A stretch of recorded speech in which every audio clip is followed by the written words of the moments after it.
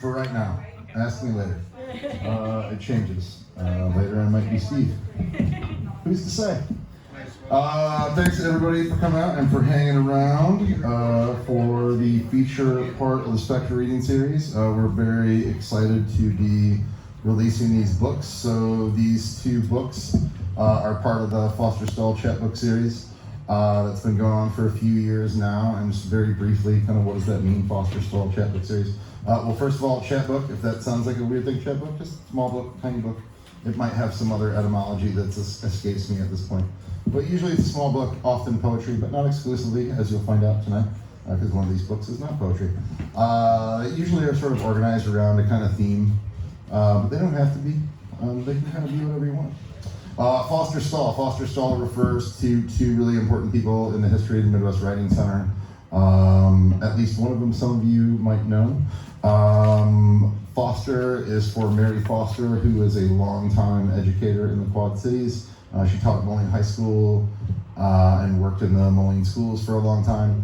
And she was also one of our longtime board members and did a lot to kind of help us get established in those early years when things were shaky and you're trying to find your way and figure out kind of what it is that you're doing in the world. So she was a guiding light and very important. She passed away a few years ago and we miss her terribly. And the Stahl part of Foster-Stahl is for Dick Stahl, Richard Dick Stahl, who was the first ever Quad City Poet Laureate, a post that no longer exists. Not, yeah. That's not our fault. Just to be clear, that was another organization's purview, and they chose not to, like Bartleby. But Dick was the first poet laureate of the Quad Cities. He taught for a long time at Davenport Central. He published several books of poetry, a couple of which we were fortunate to publish, including his final book, My Cancer Chronicle, which documented chronologically, literally, his entire experience with cancer from diagnosis all the way through. So this was a way to honor those people who are very important to us. So we appreciate you being here. We really appreciate Amie and Joshua's contributions to the series. We love these books. I'll say more as we get into the thing, but we really love these books. We've been working on these books for a few months, and we're so happy to share them with you, and so happy to have Amie and Joshua with us here to do this proper. We've been looking forward to this for a long time. So, as Sarah indicated, that we had a lot of things coming up. She indicated a couple of those things. I'm going to indicate a couple of those things. So a week from today, we have the Iron Pen reading, which will be over at the library at 12:30. Come here, all those great works that were written in 24 hours. Our judges were had their hair blown back pretty thoroughly by the work that they read, so we're excited to hear at least the local people who were placed or were honorable mentions who are coming out. We've already had a good response, so we'll have a good number of readers. And we'll also be giving away, to everybody who signed up for Iron Pen, we'll be giving away a registration to the David R. Collins Writers Conference, which will be June 26th through 28th. So mark that date. We have a lot of cool stuff going, including a faculty reading that, spoiler alert, will be right here. I told you, SPECTRA, we don't need to do it. Workshops, we have one more fiction workshop that same day, like right before that reading, there's a workshop at the Writing Center with Jason Tanamore, who's a locally based author. We've got two other workshops coming up in April, Transmissions from the Ancestors on April 12th, and Writing Fear on April 26th. Tatiana Schlody Bonet, thank you. And she'll also be here in early April at the Atlas Collective doing a thing with Sarah, I think, right? In conversation with, sort of thing. Very cool. If you know any young writers out there, we are taking applications for the Young Emerging Writers Summer Internship Program, 15, 19 years old. This is our 20th year. It's also the 20th year of the Writers Conference, so this summer is going to be big doings. We're going to have a lot of stuff going on, so if you want to follow, sign up for newsletter, all that stuff would do you well. We're taking applications now. They're open for a couple more months. We're looking for the best young writers in the Quad Cities, and we always seem to find them. So if you know them, send them our way. If you're one of them, apply.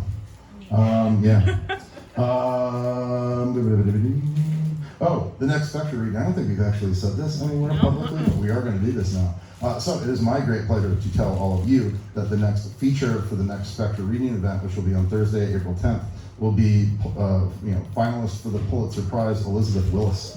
Yes, she is a serious badass because they're the only kind of people that we try to invite here. But her new book is Lion Taming in America. It came out from New Directions last year. It's really spectacular. It was longlisted for the National Book Award. Yeah, so come check that out. We'll have some other readers that we're still kind of working on. It'll be a surprise. We'll also have an open mic, so same format, same kind of schedule. Come check it out. We always try to keep it cool.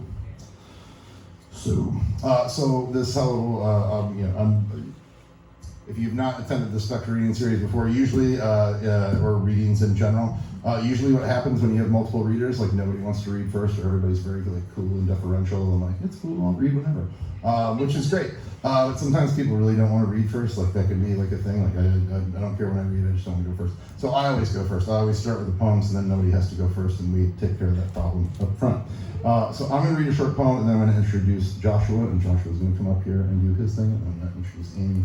She's going to come up here and do her thing. And then we'll be hanging out, selling books, talking, eating, drinking, taking care of them taking care of us, because we're in the best place in the world. So, try to hang out for the whole thing, respond as the spirit moves you, like a Mennonite service. That's kind of how we keep the rules here. I'm going to read a short poem. If you've been to these before, you probably heard me talk about, I do a lot of writing during the shows that are here and at other venues, but primarily here. Primarily outlet program shows. If you're not familiar, there's a schedule in the back. There are too many. I could just sit up here all night and just talk about how great all the shows that are upcoming are going to be, but you don't want that, and that information can be found elsewhere. But one of the bands that's going to be here actually a week from tonight, Twin Talk, which is this really terrific band from Chicago. They played here last October, and I think I wrote work for every band that played, or every performer that played during the outlet program last year. So this is one that I wrote during Twin Talk's set last year when they were here on 2 October 2024, and it's coming out in a magazine soon called The Biscuit Hill. That's it, The Biscuit Hill. So look for this in The Biscuit Hill. So when you see me like dicking around on my phone when people are playing music, just know I'm not like, I'm writing. I'm like trying to make some art. You be the judge of that. This is for and after Twin Talk, and it's called Good Choices. Be careful what chooses you. Mind the tools shaping your shadow, the hissing at the screen door. Not all leftovers can be restored. Some rot stays rotten. From the branch back up to the air, back up and climb the scale to find the diminishments, singing amidst the familiar notes to selves and for stars you leave in the condensation on the mirror you never quite see yourself in. A mist inside your reflection fades into the corners of your practice. Thanks. Come see Twin Talk next week. They're super great. They had a song on their record they put out last year. I can't remember the title of it. It's track 8. I can tell you that. That is just, it's one of those songs that you just kind of keep coming back to, and it's always like restorative. Like it just like hits every time. They got one of those songs. I bet they'll have more. So definitely come check that out. So our first reader, and the first person that we've had, the first author that we've had a prose chapbook, I believe. The first chapbook in the series was this weird amalgamation of like a found poem and a like made up field guide for a place that doesn't exist and crazy stuff. It's a wonderful book. But this is the first like honest to goodness like prose. Proper. And it's great. We were so excited about it. We were also excited because we've known Joshua for a little bit of time. We usually go to the Mission Creek Book Festival. We have friends in Iowa City. I'm sure some of you have friends in Iowa City. We love Iowa City. And we'll be there again this year. Joshua and I will be reading at the Lit Crawl. We will be selling those books at the book fair the very next day. Yes, Mission Creek, please support. It is always cool. So that's where I met Joshua a bunch of years ago, and then we were reading these manuscripts, and when we made the decisions and we went back and we looked at like, who are these people? Because we don't know. I was so thrilled that it was someone that I actually kind of know a bit, who actually is also from here. So welcome home, Joshua. We're not Taylor Ridge. We're close enough. This works, right? People stretch. It's the metro area. There you go, right? It's kind of, like, people from Naperville say they're from Chicago. They're not. They're not. They're just not. But they say it. Anyways, you're more from the Quad Cities than they are from Chicago, I would say that. So definitely please grab a copy of Atonality. It is a really terrific book, as you're about to find out. I'm going to shut up and introduce Joshua. Joshua Bohnsack's work has appeared in Agni, Salt Hill, The Rumpus, and many other places. He is the publisher of Long Day Press, which highly recommend. Go get those titles. Really terrific press. And he plays in the band Gold Dust. He grew up on a farm in Taylor Ridge, Illinois, and he lives in Chicago. It is my great pleasure to welcome Joshua Bohnsack.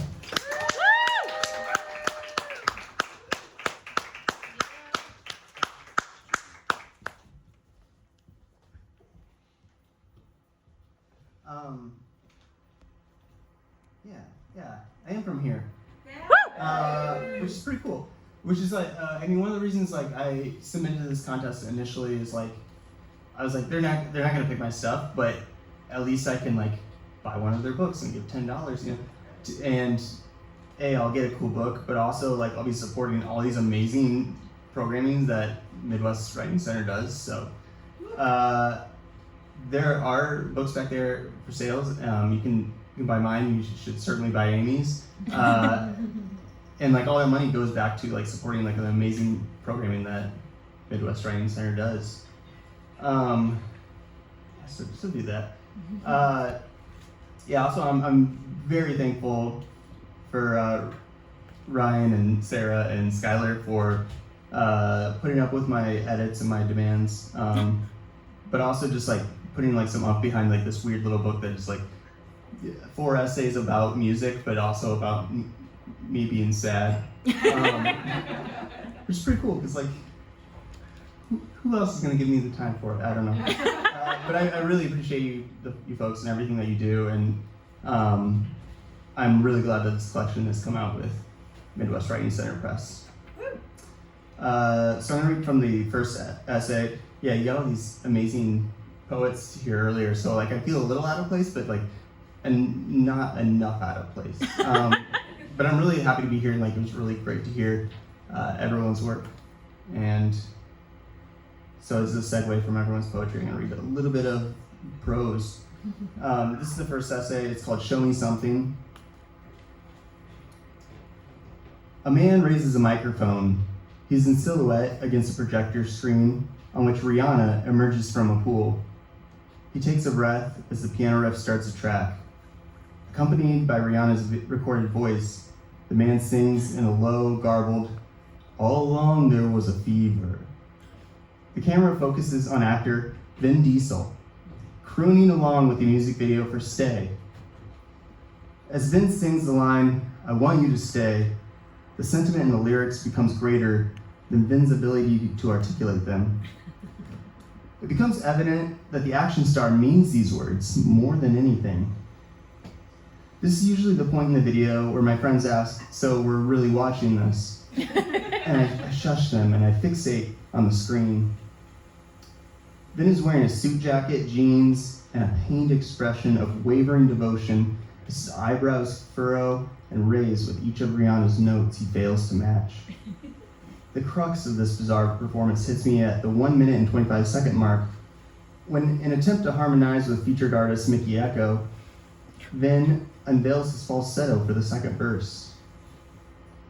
Whenever the opportunity presents itself, I play this video in living rooms with YouTube accessible TVs. My closest friends groan, but I stand firm in my decision. I usually lose YouTube privileges shortly thereafter. Recorded in 2013 as a Valentine to Vin Diesel's longtime partner, Pamela Jimenez, the video is objectively funny. The brute actor showing his intimate side in an awkward setting and is undeniably strange to watch. At first, I thought that's why this video was my go-to, but upon further reflection, I realized I'm enamored by Vin's sincerity. As a teenager, I spent nearly every night in my bedroom writing songs about unrequited love, or friends lost to suicide, or the guilt of Catholicism. I would record them into a nearly defunct iMac, then edit out audible breaths or any major missteps. I recorded quietly and quickly so as not to wake up my family and expose myself as some vulnerable artist. I lived in a rural area and was unable to get internet faster than dial-up, so I found that the fewer tracks on the recording, the better it was to upload. My focus was on capturing the song, not the quality of the recording. I started posting my music and the occasional cover to MySpace and Pure Volume, and then came the comments. I'm sorry, but I don't like your voice at all, sorry. I have an idea for your next cover, that guitar in flames and your mouth in tape. Music is good, just the vocals are kind of killing me. I hadn't considered my music to be unlistenable because of my voice, which, aside from crackling frequently, I assumed was unremarkable at worst. I was just proud to have created something. I sang in the choir in junior high, I competed in solos, and my mom still remarks about the time a judge wrote, "beautiful voice" on her comment sheet. When my voice changed the summer after freshman year of high school, I never figured out how to manage the shift from countertenor to baritone.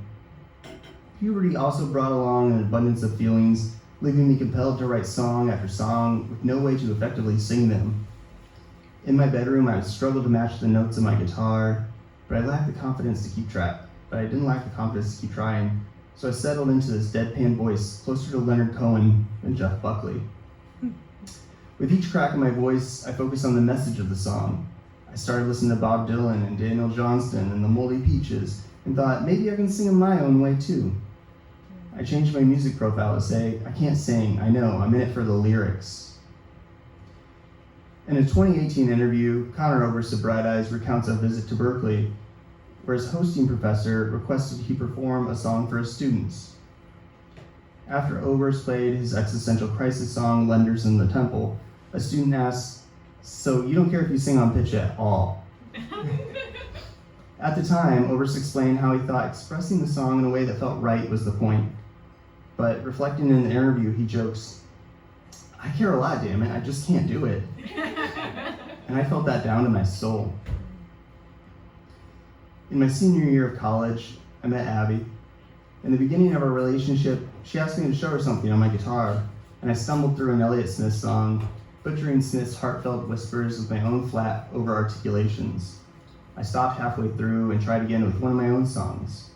I played her a poppy breakup song about moving away and felt more confident than I did in the rendition of The Biggest Lie. When I finished, Abby said, "Those lyrics were nice, even if your voice is a little flat." Though nothing was nice about the song, which opens with the melodramatic line, "If I gave you the chance, you'd probably leave me for dead."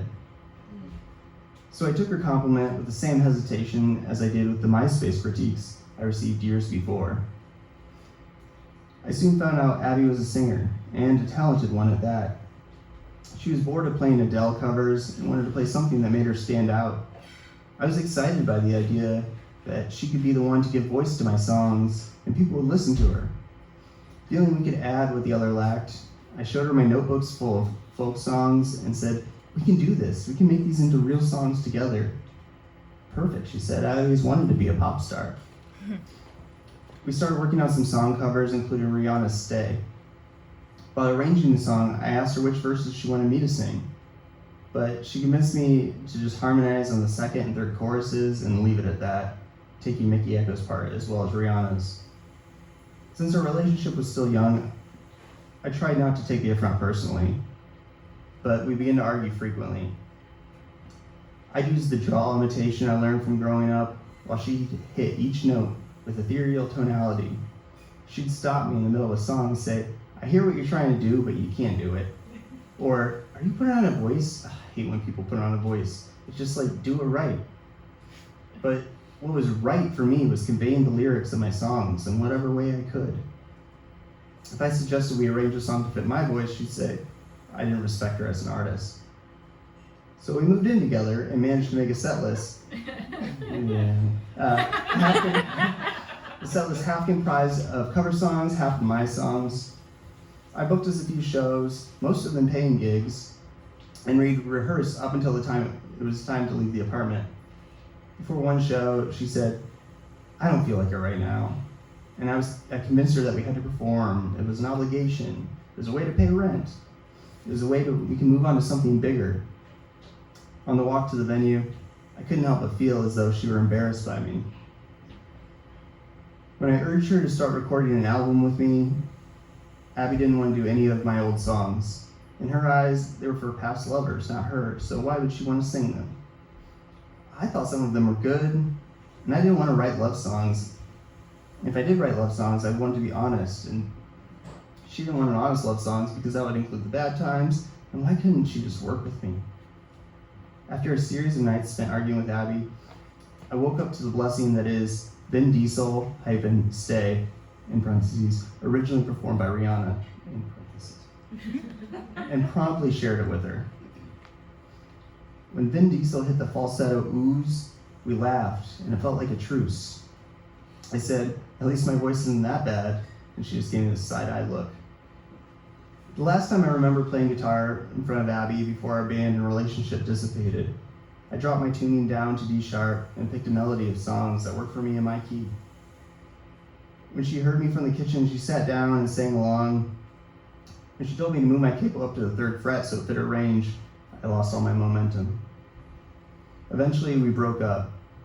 She viewed me as a failure, and it made her feel better to blame her lack of fame on me.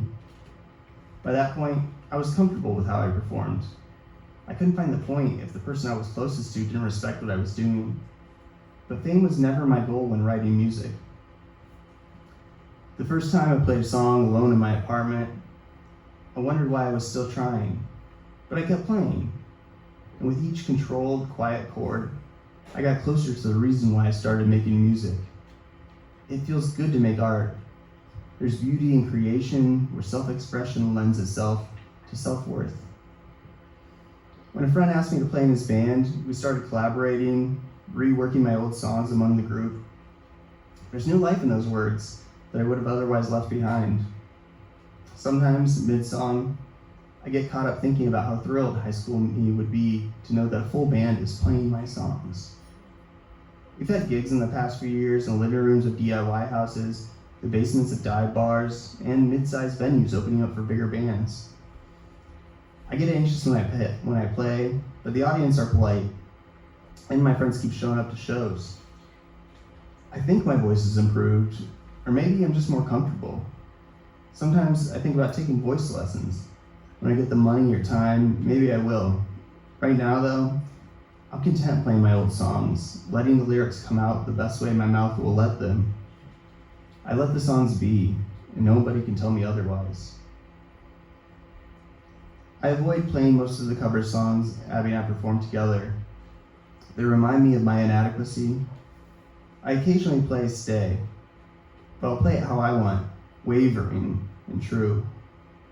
I'll think of Vin Diesel in front of a projection screen, showing someone how much he loves her.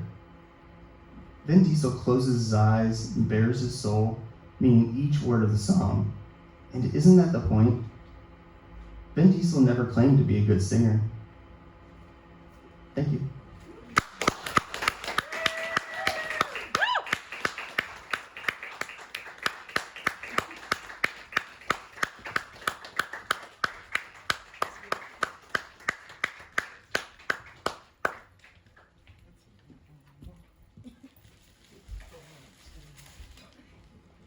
Give it up one more time for Joshua. Yeah. As a fellow musician, but not a songwriter, I love that one so much. And yeah, Chicago audiences are polite. I just want to jump on that real quick. I'm assuming that's most of the audiences that you're talking about, probably. Chicago audience is cool.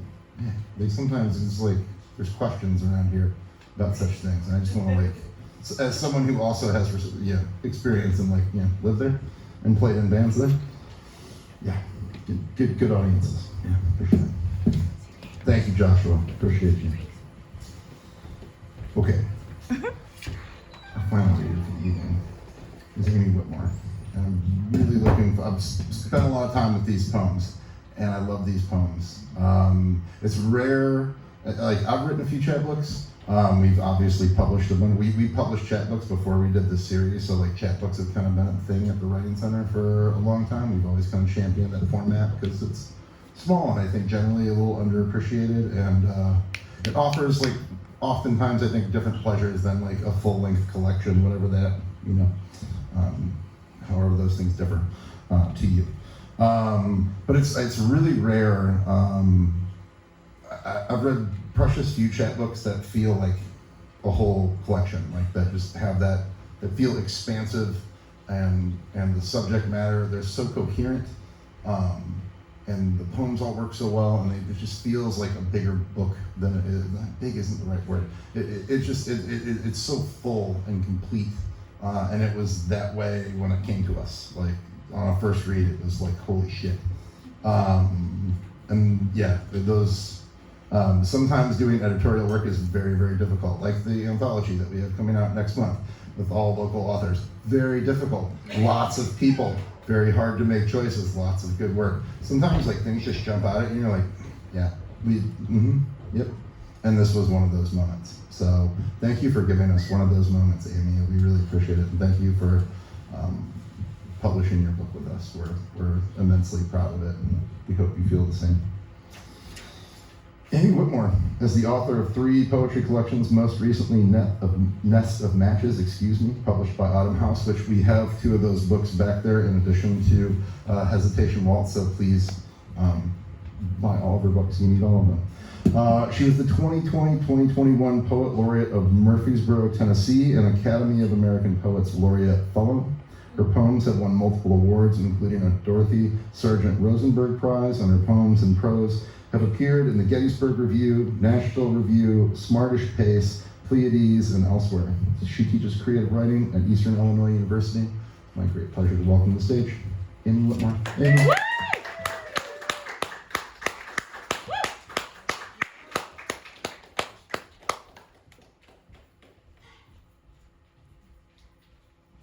Hey y'all, good evening. I'm so excited to be here, and so thankful to the Midwest Writing Center team for creating such a beautiful book.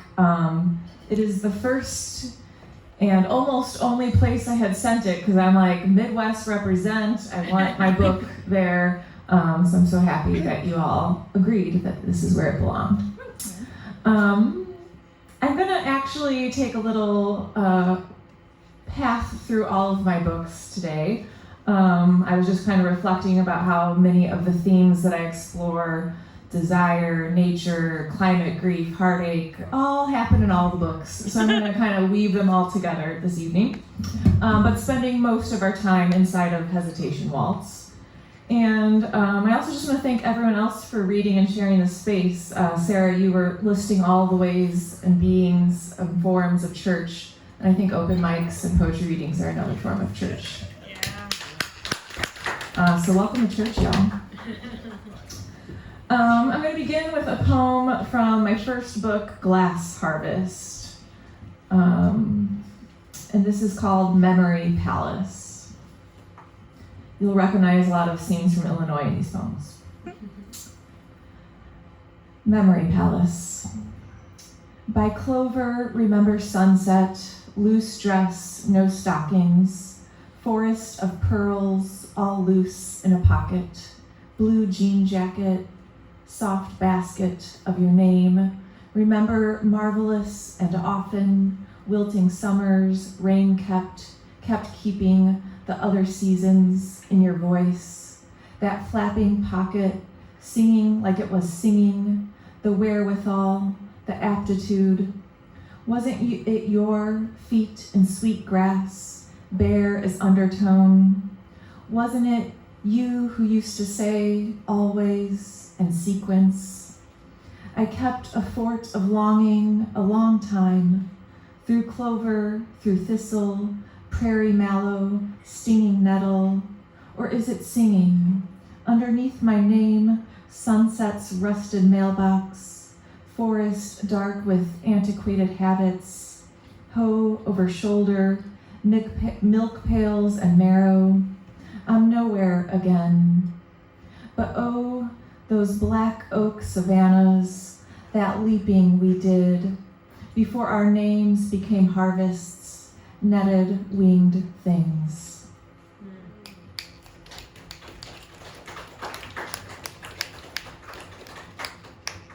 And I feel like that segues into the first poem of Hesitation, Waltz pretty well. There's an epigraph to this poem, which I'll also read. This is Ghost Pastoral. Everyone carries a history of contamination. Purity is not an option. And that's from Anna Singh's book, The Mushroom at the End of the World. Wind collects the sound of bells, soft pearls of water sprouting on leaves. Stores of root vegetables soften beneath my touch. Lilac coating the back of my throat, I circle the past like hair loops a drain. The decrepit shed whose sagging roof still shelters me, less warning than spell.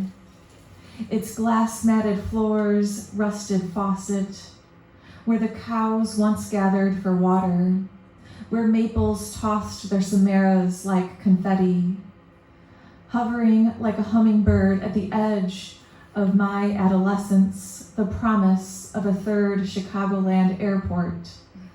A shadow over the shed, the fields, this pasture, over what I thought was natural, our monoculture corn, drainage ditches, even the poison my father perfumed through the barn slats to kill the bees.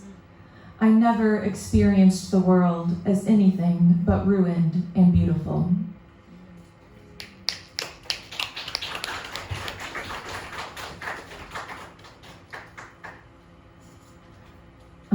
Now we're going to move into Nest of Matches. And in this book, I wrote a poem for every full moon of 2020 as one of my poet laureate tasks I gave myself. And since we are just past the worm sap moon, I thought I'd read that. Worm sap moon. Full of crows who clench stars in their beaks, full of sunsets, full like a spoon of honey, unspilled and golden with hesitancy. If I give off light, is it borrowed or stolen? Is it a light that flickers or holds steady under love's hands? I am full of asking and the fear of being wrong. Unlike this moon, dusk light weaving it yet another makeshift home it doesn't need. So it resides there, fearless and true.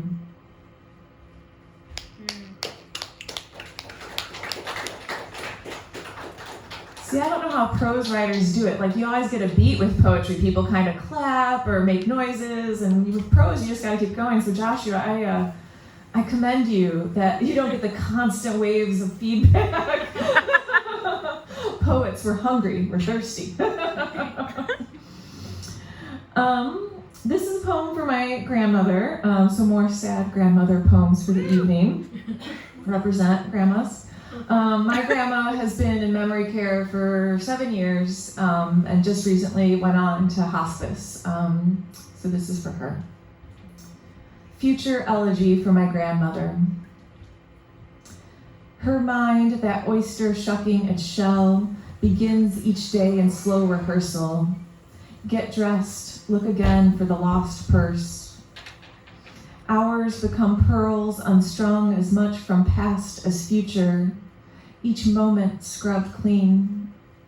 She visits my mother's house for the first time, meets her great-grandchild for the first time again. Newness, the new exhaustion. In the austere hallways of her days, her husband's been dead decades, not 2 years. She flirts with men in memory care. They say her name like it's pear and anise. She arrives sometimes in my dreams, lies on the couch reading. I pull her bare feet to my lap to warm them, massaging them gently. We haven't done this in a long time, she says, which is true. This is the first, real as any first. I trace the softness of her arch, squeeze the chill from her toes.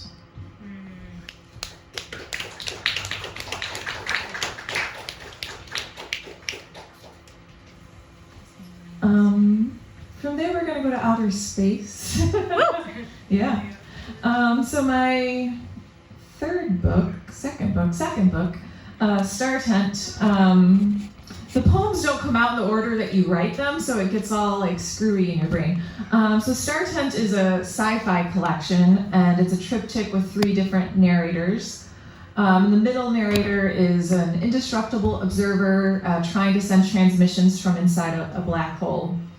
So he has a lot of time on his hands, and so he thinks a lot about what it was like to be among the humans. So this is one of those. The indestructible observer yearns for, if not suicide, at least a warm bed, a warm cup of tea, a cold glass of lemonade, a cold even, sniffles and chills, the quivery experience of embodiment. The mind, though limitless, requires a body to maintain, I won't say sanity, equilibrium perhaps, the way extroverts wed introverts, the way wind braces saplings. A body provides resistance to mind, distracts it with flavor, quenches it with thirst, sweat, vomit, and flirts, requires stretching and yawning and weeping, so often the mind must recuse itself from quandaries of physics and philosophy, must hearken to the body's demands. Here, nothing demands nothing, which requires nothing, and thus, though I may seem verbose, may seem energized, though remote, note each word takes a century, and each letter another, and each idea flounders below expression for epochs. You listen to this in the silk of time, in what, a minute, 2? Then move on to sandwiches and lovemaking and squirrels and catastrophes and art. I hate you. That choice resides within you, resplendent and redoubtable. And you hate it, don't you? That you have options and appetites, that everything can wet you if you let it.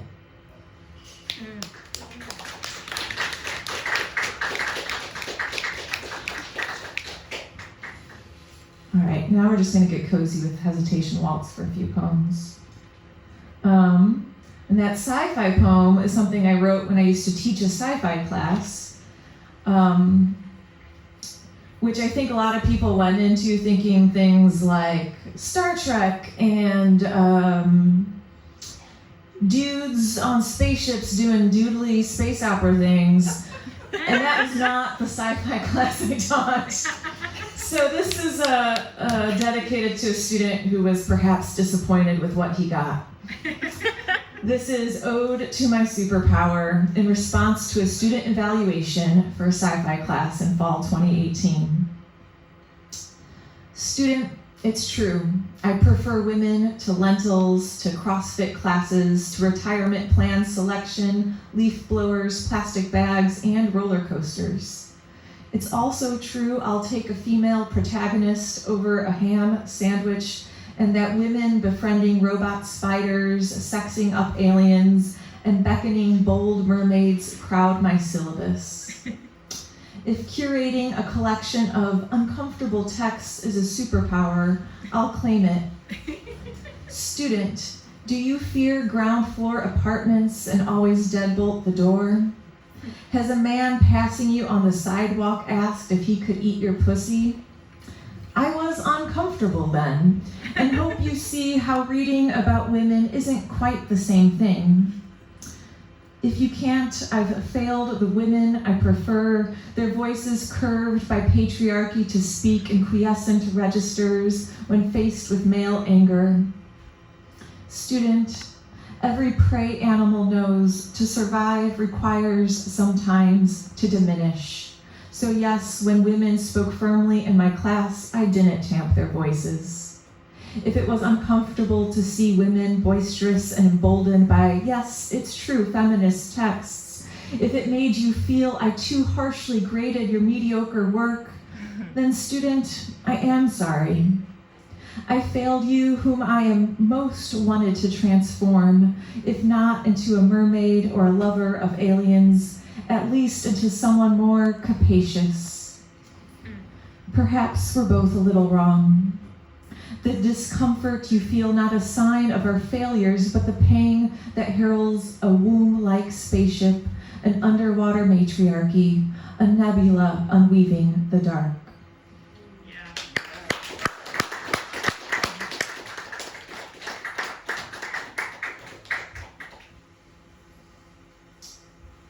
All right, I'm gonna read the title poem, which always feels super fun. If I can find it, I'm still getting to know the pages. Let's go to the table of contents. That's where they make those, right?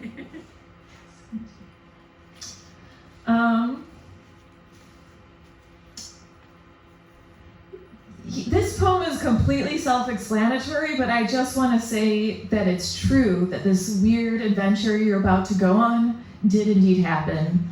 Not all poems are true, but this one is back in the day when you could list a Craigslist ad and it wasn't super creepy. Just that little hint of it to make it interesting. Here we go. Hesitation Waltz.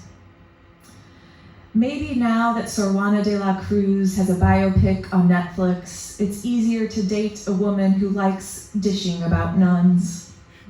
10 years ago, it was as unlikely as a nun at a drag show, so when Victoria responded to my nun-themed Craigslist W for W, I was quick, but not too quick, to suggest a coffee date.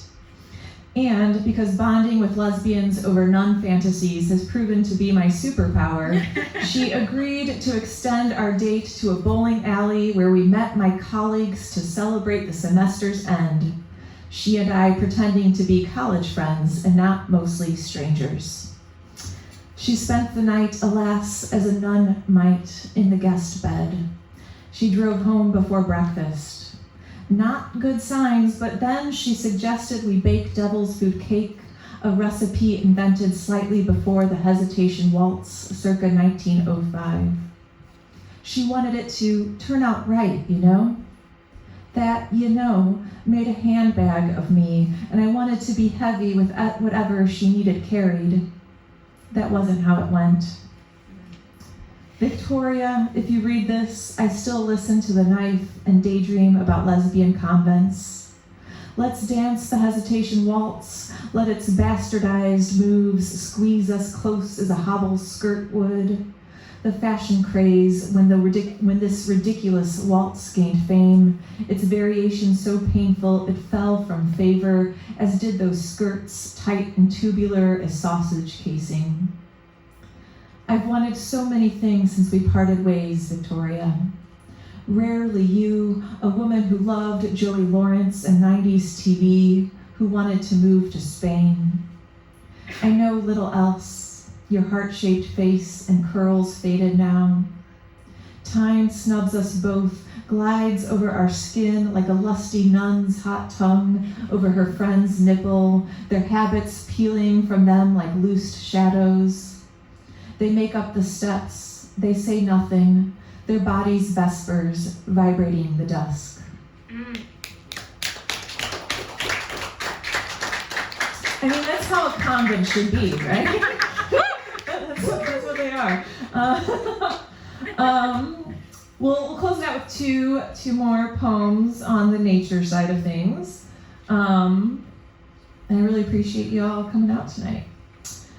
This poem is dedicated to the Kankakee Mallow, which is, yeah. That's what everyone should sound like when they hear Kankakee Mallow. It is the only existing wildflower native to only Illinois. So while I love the violet, the Kankakee Mallow should be our state flower. It is on my wrist. I'll tell you the story of where I got that tattoo because it is another poem of its own. And I grew up in Kankakee County, and so I'm in love with this flower. Kankakee Mallow Pastoral. Bright blister, bold break in the brush of alien honeysuckle, rarest perfume in a disaster of farmland, groping for sunlight, recluse requiring fire to suss your seeds, dormant for decades on Langham Island, chewed bubblegum, pink cap, drowsy trumpet, your fan club guards, films, and undresses your flanks of scrub so you'll sidle up the sky. These weekend naturalists arrive by canoe to strip weeds, count your seeds, eat bologna at noon. Faux meat the same color as you. Hinge in the thicket, foxed cream, leaves the champagne of green things. Like any secret, your needs outpace your means. As you know, you're no fool. You shimmy as if your near extinction was a dream. The crew goes to bed smelling the hem of your pink skirt, lips buttered with your velvet. Nice work, you lucky flirt.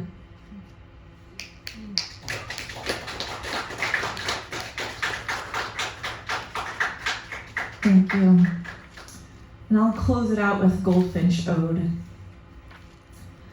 O eater of thistle, teasel, and sunflower seeds, guzzler of sap, berry aficionado, gussied up with sunny wings, with your lack of aggression, your pert orange beak, O flourishing sidekick, relishing human activity, deforestation is your jam. You medallion of the weedy ditch, flashing with gentle gusto, brisk brio among backyard zinnias and bee balm, whose xanthus feathers have wooed grandmothers and toddlers, mistresses and firefighters, the sleepy-eyed and smug, to hang tubes of black seeds from awnings and hooks, luring your lemony flocks to our yards. What element of the human allies with the female goldfinch as she measures a mate's worth? The saffron inside us must also want its partner in the air, relieved to know we haven't diminished everything. Gratitude pools in our bird baths. Thank you for easing a portion of the guilt we feel for our cats and subdivisions, our consumption, our drive to pave and tame and rearrange. Crooning your snappy hits, you thrive among us, a charm. Though we crush the earth's riches beneath our weight, your gold soars unvarnished, ornamenting empire. Thank you.